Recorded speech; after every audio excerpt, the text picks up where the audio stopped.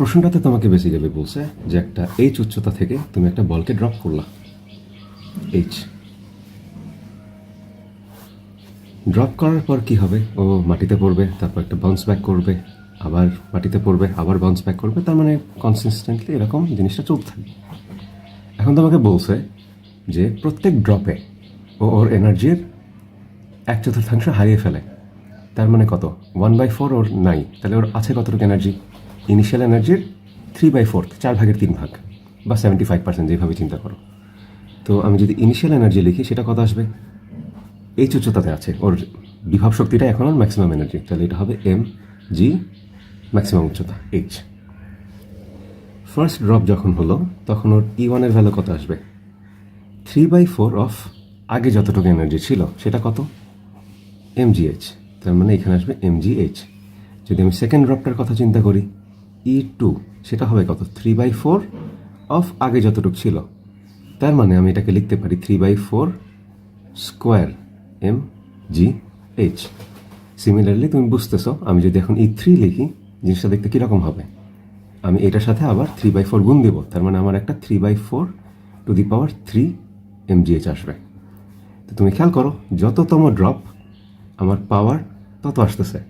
তার মানে আমি যদি এনটা ড্রপের কথা চিন্তা করি, তাহলে আমি জেনারেল কেসে লিখতে পারি আমার ওই টাইমে এনার্জি হবে 3/4 n mgh। এটা গেল। এখন তোমাকে এটা তো জানতে চাই না, তোমাকে জানতে চাইছে কততম ড্রপ যখন তোমার উচ্চতাটা h/20 হবে। ধরো এতটুকু হইতেছে h/20। তো এখন তুমি চিন্তা করো, h/20 যদি তুমি হাইট চাও, তখন তোমার এনার্জি কত হবে? এম জি উচ্চতা, তার মানে h/20। এইটার সাথে যদি আমি এটাকে ইকুয়েট করি, এরপর এনের জন্য সলভ করি, সেটা আমাকে কি বলবে? আমার ড্রপ সংখ্যা। তার মানে এখানে আসবে হচ্ছে 3/4 n mgh। এখন একটা জিনিস খেয়াল করো, mgh কাটা যায়। তার মানে এত কিছু বলছে জাস্ট তোমাকে এই একটা প্রশ্ন করার জন্য যে 3/4 n = 1/20 হলে n এর মান কত? আর কিছু কিন্তু না, খুব ইজি একটা ম্যাথ। তো এটা তুমি সহজে সলভ করতে পারবা। তুমি উভয় পক্ষে ন্যাচারাল লগ নাও, এনটা এই পাশে আসবে, এই পুরো জিনিসটা ওই পাশে চলে যাবে।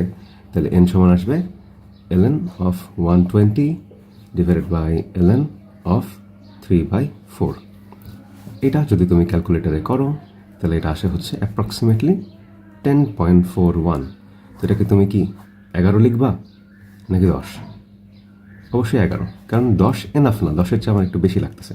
আর যেহেতু মানে ড্রপ তো আর ভগ্নাংশ হবে না, তুমি ইন্টিজার সংখ্যা যদি নেই, আমার এলিমেন্টার ড্রপ যদি আমি নিশ্চিত করতে পারি, তাহলে হ্যাঁ, এই শর্তটা মানবে যখনও h/20 উচ্চতাটায় পৌঁছাইতেছে। তোমার 11টা ড্রপ লাগবে আর কি। এটাই হতেছে অ্যান্সার।